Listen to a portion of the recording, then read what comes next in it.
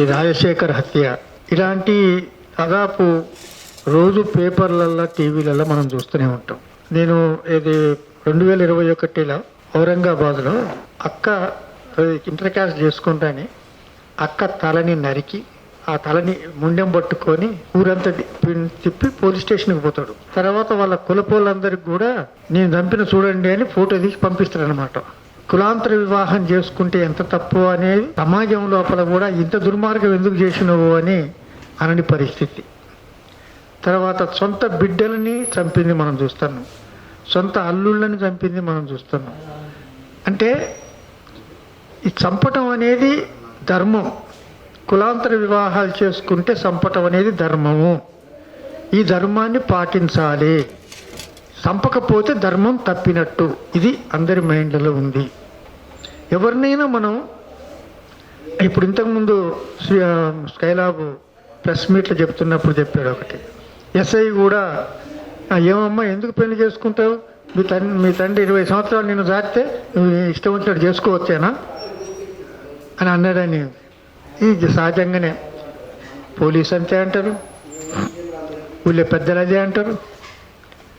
Even కోర్టులు కూడా ఎక్కడ ఏం పట్టుకోడు, నువ్వు మైనార్టీ దాటలేదు అనే పేరిట అతన్ని పెళ్లి చేసుకున్న వాళ్ళని శిక్షిస్తుంటాడు. అంటే ఇట్లా చెప్పాలంటే ఈ సిస్టమ్ అంతా సకుల వివాహాలు చేసుకోవటం ధర్మం, కులాంతర వివాహాలు చేసుకోవటం అనేది తప్పు అని అందరి మైండ్లలో ఉంది. రాజకీయ పార్టీ నాయకులు ఎందుకు రావటం లేదు, మందకృష్ణులు ఎందుకు రావటం లేదు, ఆర్ కృష్ణయ్యలు ఎందుకు రావటం లేదు, ఇతర ప్రజా సంఘాల వాళ్ళు ఎందుకు రావటం లేదు, ఇతర పొలిటికల్ పార్టీస్ వాళ్ళు ఎందుకు రావటం లేదు అంటే ఇదంతా బాధ్యత కాదా? పైగా చాలా ఏమనుకుంటానంటే ఇది మామూలే అనే భావన ఉంది. ఏదైనా చిన్న విషయం వస్తే వాడు టీవీలల్లా చెప్పిందే చెప్పుకుంటా ఉదయం సాయంత్రం దాకా ఇక అదే వేస్తుంటాడు. అది పనికిరాంటి. కానీ ఈ హత్యని గురించి కానీ ఈ దుర్మార్గత్వాన్ని గురించి కానీ విశ్లేషించేటోళ్ళు ఉండరు, మాట్లాడేటోళ్ళు ఉండరు. ఈ సంఘాలన్నీ చాలా ఉన్నాయి.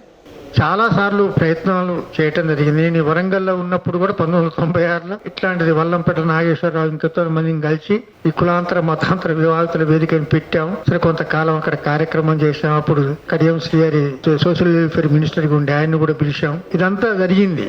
మళ్ళీ వీడికి వచ్చినాక కూడా ఊషా గారు ఇట్లాంటి వాళ్ళు చాలా మందిని కలిసి కూడా చాలాసార్లు ప్రయత్నం చేశాం. కానీ దాన్ని కంటిన్యూ చేయలేదు. దాన్ని కంటిన్యూ చేయాల్సిన అవసరం ఉంది. ఇప్పుడు ఖచ్చితంగా దాని మీద మనం కేంద్రీకరించాల్సిన అవసరం ఉంది. అయితే ఒకటేంటంటే కడ్జు సుప్రీంకోర్టు జడ్జి ఉన్నప్పుడు తన బిడ్డని నేను చంపుకుంటున్న హక్కు అని కొంతమంది, తర్వాత మా ధర్మం ప్రకారం పెళ్లి చేసుకోవాలి, మా ధర్మాన్ని తప్పిండ్రు అని సుప్రీంకోర్టుకు పోతే ఆయన చాలా స్పష్టంగా తీర్పిచ్చిండు. అసలు కులాంతర వివాహాలే దేశ ప్రయోజనాలకు ఉపయోగము అవసరము అని తీర్పిచ్చిండు. ఎవడి కులం వాడే పెళ్లి చేసుకుంటే ఈ దేశంలో కులం ఎట్లా పోద్ది అని కూడా ప్రశ్నించిండు. నీ కులం తప్ప ఏ కులమైనా పెళ్లి చేసుకోవాలి, అది దేశానికి అవసరం అని చెప్తాడు. అంటే కొంతమంది అట్లాంటి వాళ్ళు ఉన్నారు. కాబట్టి ఇవన్నీ మనం సమీకరించుకొని ఇలాంటి విధేయవాదులందరినీ సమీకరించుకొని మనం పెద్ద ఎత్తున మూమెంట్కి అయితే సిద్ధం కావాల్సిన అవసరం ఉంటుంది.